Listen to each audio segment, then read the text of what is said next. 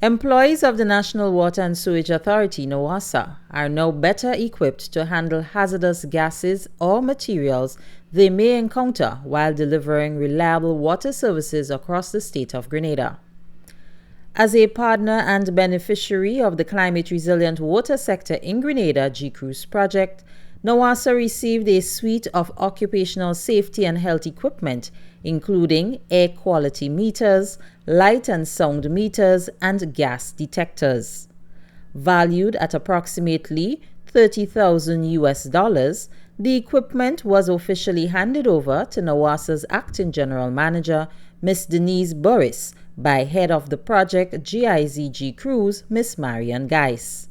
The 7-year G-Cruise project is funded by the Green Climate Fund, GCF, the German Federal Ministry for the Environment, Nature Conservation, Nuclear Safety and Consumer Protection, BMUV, under its International Climate Initiative ICI and the Government of Grenada. Head of project for GIZ G-Cruise, Ms. Marian Geis, said this latest investment marks a significant step forward in advancing occupational safety and health standards for NAWASA's workforce. So when workers go out in the field and they have to fix, maintain, or install equipment for the water sector, we need to ensure that they have up to the standard technology that can support them. So that all that is part of the G-Cruise project, where we work with every partner of the project, including NAWASA, to improve operations and overall benefit the population of Grenada, Carriacou, and Martinique. Accepting the donation, Acting General Manager Ms. Denise Burris reiterated NAWASA's commitment to a safe and resilient work environment. We're extremely grateful to GIZ, the G-Cruise project, for seeing that this is a need. In November of last year, NAWASA launched R.O.S.E, and it is our intention that R.O.S.E does not remain on paper, R.O.S.E does not remain a concept, but that R.O.S.E becomes a part of our daily lives. And as our crews go to work, that R.O.S.E becomes a part of them, that it becomes a part of our culture. So with this equipment being donated to NAWASA, it will mean that it's not just something on paper, but it would be part of our daily operations, and it will really enhance the way that we perform our services. The indoor air quality meters will monitor pollutants such as carbon monoxide and carbon dioxide. Light meters will assess illumination levels to help meet safety standards and minimize risk caused by poor lighting.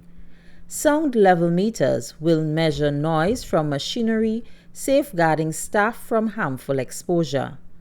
Gas detectors will identify dangerous gases such as methane and hydrogen sulfide, providing early warnings and preventing emergencies.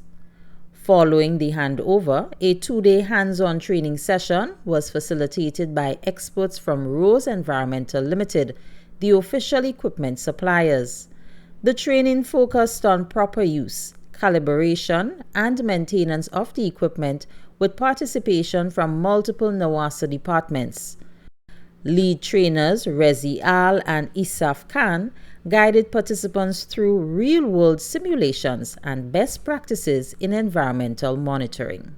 For a company like NAWASA, which operates in essential sectors such as water and sanitation, having real-time data from tools like gas detectors, air quality monitoring, and sound meters can prevent accidents, improve response times, and reduce long-term maintenance costs.